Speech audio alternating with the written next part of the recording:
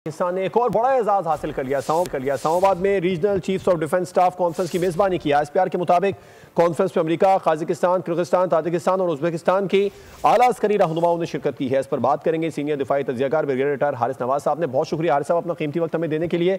सिफारती सतह पर पाकिस्तान जनूबी एशिया में अस्करी सतह पर भी मजबूत हुआ, उसके बाद अब सेंट्रल एशिया के ममालिक ने भी पाकिस्तान के साथ अच्छे ताल्लुकात रखे हैं। ये इस बात का सबूत है जो कॉन्फ्रेंस हुई है।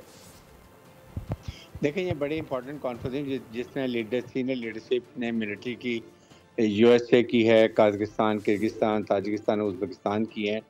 और पर्पज़ इसमें ये था कि इसको रीजनल सिक्योरिटी के आपस में कोऑपरेशन की जाए, मिलिट्री डिप्लोमेसी को आगे लिखा जाए और strategic dialogue among participating nations किया जाए।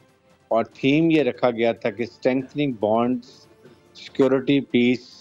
द कॉन्फ्रेंस ख़ास तौर पर चाह रही थी कि इसमें सिक्योरिटी कोलैबोरेशन की जाए, ट्रेनिंग इनिशिएटिव्स लिए जाएं और उसके साथ एक्सचेंज टू बेस्ट फैसिलिटीज जो वो लेके चली जाए आगे, और काउंटर टेररिज्म को देखा जाए और डिफेंस सिक्योरिटी, ये चीज़ों को ज़्यादा अहमियत दी जाए।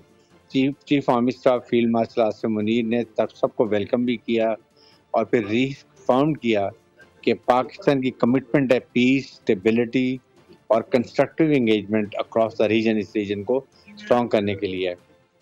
और इसके साथ साथ जो इम्पोर्टेंट था कि ज़्यादा deeper military to military cooperation की जाए, स्ट्रेटेजिक डायलॉग किए जाएं और म्यूचुअल ट्रस्ट डेवलप किया जाए, ताकि ये बहुत इम्पोर्टेंट है। और पाकिस्तान रिमेन फुली कमिटेड कि हम इस पार्टनरशिप को बिल्डअप ज़्यादा किया जाए और इससे रीजन को स्ट्रॉन्ग किया जाए। उससे ये भी पता चलता है कि मार्के हक के बाद पाकिस्तान कितना इम्पोर्टेंट रीजनल स्टेबलाइजर बन गया है और पाकिस्तान को कितनी इम्पोर्टेंट दी जा रही है। ये बहुत इंपॉर्टेंट चीज़ें हैं। आई थिंक ये इस चीज़ को हमेशा हमें आप इस बात को याद रखना चाहिए।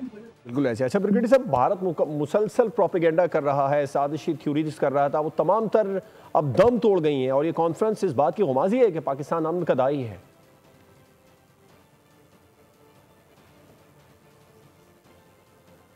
ब्रिगेडियर साहब आप सुन सकते हैं हमें? ब्रिगेडियर हारिस नवाज साहब से हम बात कर रहे हैं। पाकिस्तान ने एक और बड़ा एजाज़ हासिल किया है, regional chiefs of defence conference की मेज़बानी की है। ब्रिगेडियर हारिस साहब, भारत ने मुसलसल प्रोपेगेंडा किया, 10 मई के बाद सारी दुनिया को बताने की कोशिश की कि पाकिस्तान अमन नहीं चाहता, लेकिन दुनिया अब इस बात को तस्लीम कर रही है कि पाकिस्तान ही अमन का दाई है।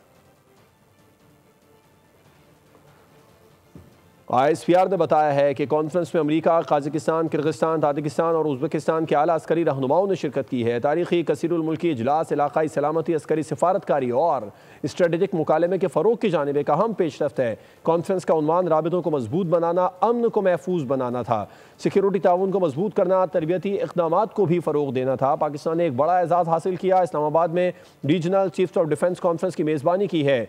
ISPR के मुताबिक कॉन्फ्रेंस में America, Kazakhstan, Kyrgyzstan, Tajikistan, Uzbekistan के आला अस्करी रहनुमाओं ने शिरकत की। तारीखी कसीरुल मुल्की इजलास हुआ जिसमें इलाकाई सलामती, अस्करी सिफारतकारी और स्ट्रेटेजिक मुकालमे के फ़रोग की जानिब एक अहम पेशरफ्त करार दिया जा रहा है। कॉन्फ्रेंस का उन्वान राबितों को मजबूत बनाना था। पाकिस्तान ने एक और बड़ा एजाज़ हासिल किया है, regional chiefs of defence staff conference की पाकिस्तान ने मेज़बानी की है और सेंट्रल एशिया के अहम बड़े ममालिक जिनमें कजाकिस्तान, किर्गिस्तान, ताजिकिस्तान, इसके अलावा अमरीका की आला अस्करी रहनुमाओं ने भी शिरकत की है। तारीखी कसीरुल मुल्की इजलास से इलाकाई सलामती, अस्करी सफारतकारी और स्ट्रेटेजिक मुकालमे की जानिब एक अहम पेशरफ्त है। सब्सक्राइब करें और बेल दबाएं ताकि कोई खबर रह न जाए।